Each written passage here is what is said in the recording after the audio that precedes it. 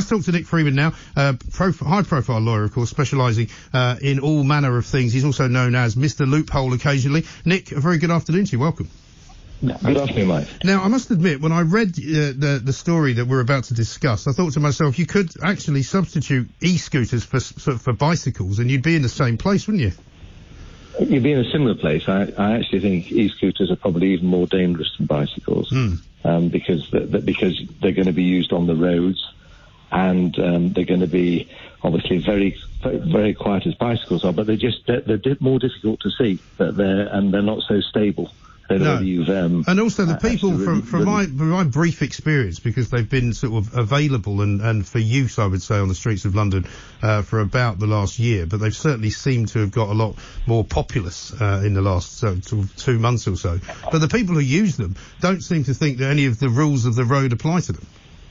No, well, they actually are, from a legal perspective, they're a personal light electric vehicle. They're a mechanically propelled vehicle, and they're covered under the Road Traffic Act.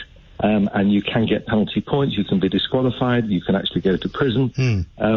So you've got law in place with teeth, which is different to the situation with bicycles, because with cycles you have law in place. In my view, the law doesn't have any teeth, but as you indicated earlier on, you have the same common problem. You have no idea who is using an e-scooter in the same way that you have no idea who's using a bicycle. Right. And so, as you said in your introduction, we need to identify so that they're responsible and they're accountable, and of course that the law will then have effect. What's the point in having law in place, serious law, penalty points for committing all sorts of offences, if we have no idea who is driving and no real means of ever finding out, unless you actually grab hold of someone, detain them, and try and get their details? Well, of course, which you could never really be in all good conscience advised to do, because you might be then likely to be prosecuted for some kind of, enforced imprisonment or something.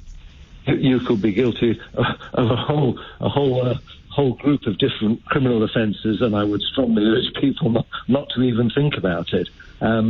But so you're then left with a situation, if someone films someone on an electric scooter, driving, scooting, whatever they want to call it, in a particularly dangerous way, well, that's fascinating to look at, but who is it? Yeah. And what's the point of the film? What are the authorities going to do? How are the police going to police them? And the problem I have is that they obviously can't be used on the roads. We don't have the infrastructure in place, so they're going to be on our roads. They can't be used on the pavements.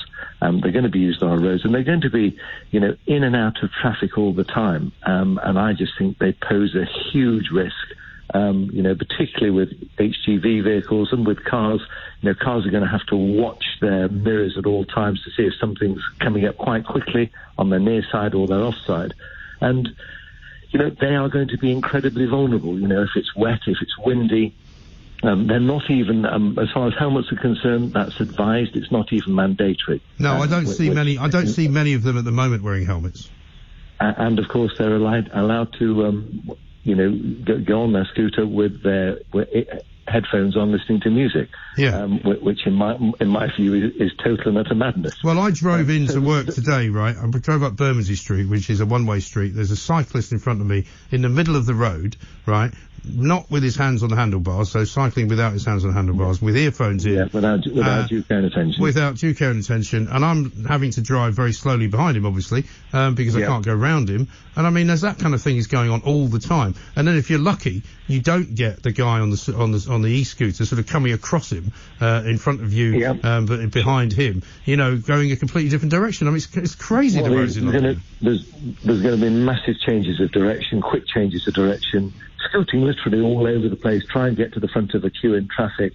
So it is. I'm fearful it's going to be carnage. I drive 50,000 miles a year, so I'm on the roads all the time in England abroad, and I have serious concerns for the safety of people who use e-scooters, as I do with cyclists. Yeah. But from a legal perspective, the default position is going to be it's the motorist's fault, and you are going to have to basically prove, contrary to the normal assumptions that exist in law, that actually it's not your fault, it was their fault. Yeah. So it's not a healthy position. So the burden of proof is on you to prove yourself innocent.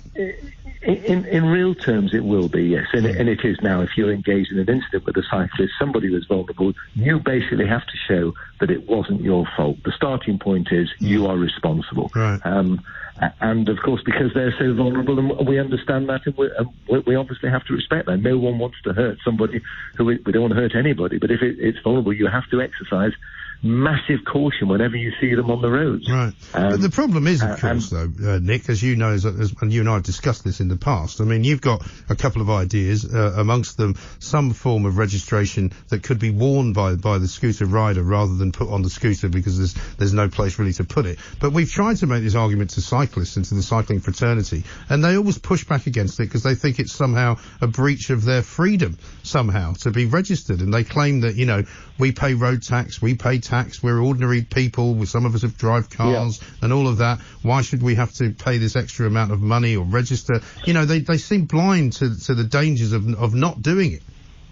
Well, I think they associate the freedom of cycling with the freedom from law, a legal responsibility, and I think that's the difficulty. With e-scooters, I think it's going to be slightly difficult because it is a mechanically propelled vehicle.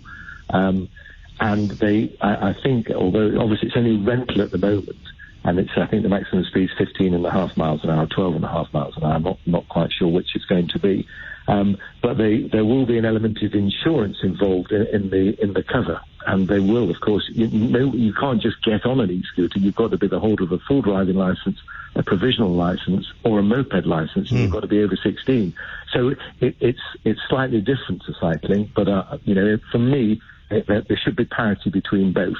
And as we've discussed previously, they all should be legally accountable. And where would you put a registration plate on a scooter, on an e-scooter? Right. There simply isn't the place. So you have to have a registered tabard. And I'm not trying to be negative about it. I just think that they are. I think they're unstable, but within a safe infrastructure, they're a fantastic way of sort of reducing pollution, getting people to work in a quick and cheap manner. Getting people off the vehicles and keeping them off public transport, and which at the moment is obviously critically important. Well, indeed. I mean, the trouble is, though, anything that Sadiq Khan likes, I immediately hate. So the fact that he's in favour of them suggests that I won't be. Well, I think it's also important to bear in mind that he's got plans to increase the charge, the surcharge, congestion charge. Well, he's already increased it to 15 quid, hasn't he? Yeah, well, I believe he has, and I think there are plans, I don't know, I think there are plans. It's not going downwards, is it? It's only going upwards. No, exactly. So these are really wonderful ideas. In times particularly where people are struggling, there's a lot of austerity about people are losing their jobs, etc., etc.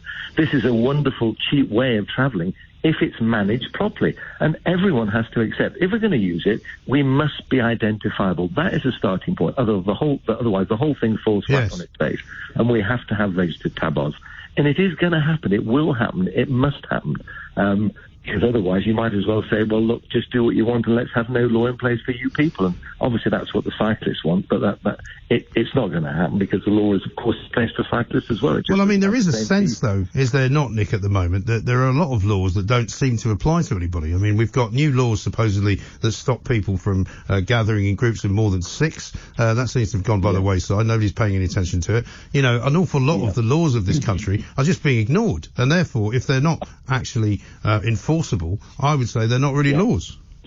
Yeah, well, that's a strong argument. If people think, well, they're not going to be policed, then you can look at more serious offences like burglary, and you say, well, look, the police tend to turn a blind eye, don't they? That's the reality. They give you an insurance reference number as long as no one's hurt. So we have laws in place to protect us. But you're right. If the police are not going to enforce them, or if there's no prospect of anyone getting caught, they might as well not exist. Well, exactly. And so if you have cyclists or people on e-scooters and they know that they're not registered, so no one's going to know who they are, what is the whole point of having these laws? And I agree, it's a complete waste of time. And people assume, this is the argument, people assume, well, they're not really bound by them. No, of course. I mean, is there a sort of technological solution to this, Nick, that maybe we haven't thought of? Because we're now living in a world where I can walk into a pub and I can hold my phone over a QR code, which is one of those black and white squares. I can access a website via that. I can either order food or drink or indeed register my details. Is there not some kind of chip or something that we could put into these bikes, maybe? I would have thought there is. I would have thought that when the time you rent a bike, you insert your chip with your details on, and the bike is only capable of movement with your chip inserted, whether it be on your phone or actually on the bike itself, on the scooter itself, and your journey is recorded. You're tracked in the same way that most cars now have black cards on, so that a manufacturer can work out, your mode of driving, how fast you're going, etc., etc. If you're involved in an accident, they interrogate the card, and I think that will be a simple solution, and it actually will be another way of avoiding the reluctance of people wearing identification plates or tabards, which people seem very reluctant to do. Because presumably it wouldn't work for cyclists, because that's a different argument, because you with cycling you can buy them.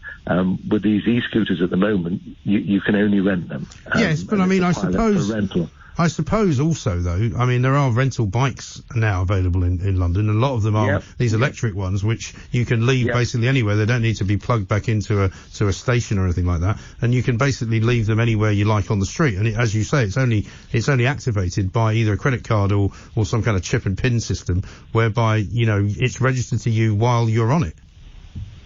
Yeah.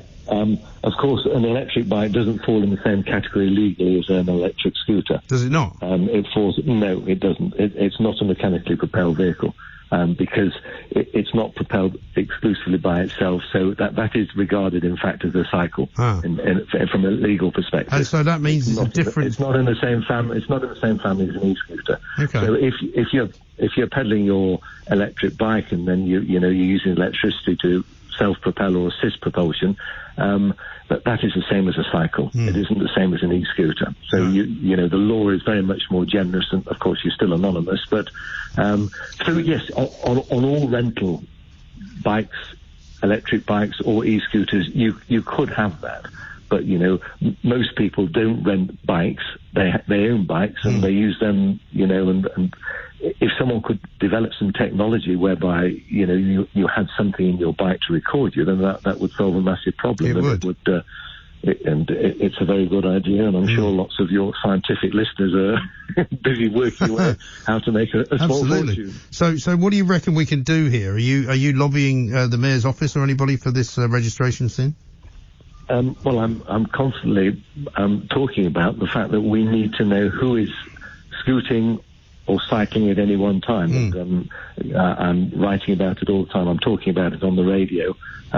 So hopefully the government will sit up and listen, because if it doesn't, particularly with e-scooters, and that's what we're talking about at the moment, I think there are going to be some very serious incidents, and we want to act before it's too late. And, psychologically, once you know you are responsible, somebody is watching, you are accountable, that does affect what you do and the way you behave. Not suggesting it will make you be perfect, but if you know, actually, if I ride on the pavement, or I'm going to go through that red line, or I'm going to cut across that car and that car and that car, and someone sees me and I'm going to be traced, I'm responsible, that will affect what you do. It will affect your thought process, as of course it does with motorists, with people who have their cameras in their cars thinking I may well be recorded, so as well as the law, I've now got private police on my tail all the time. I need to be more responsible, and it does have a deterrent effect. No, I couldn't agree more, and I think you're absolutely right. Well, I'm with you. I'm with you all the way, Nick, so anything we can do, we can by all means join forces. Absolutely. Good stuff. Well, thank you very much for having me on. No, not at all. We'll talk to you again soon. Nick Freeman there, the guy who is known as Mr. Loophole. There is a loophole in the law here that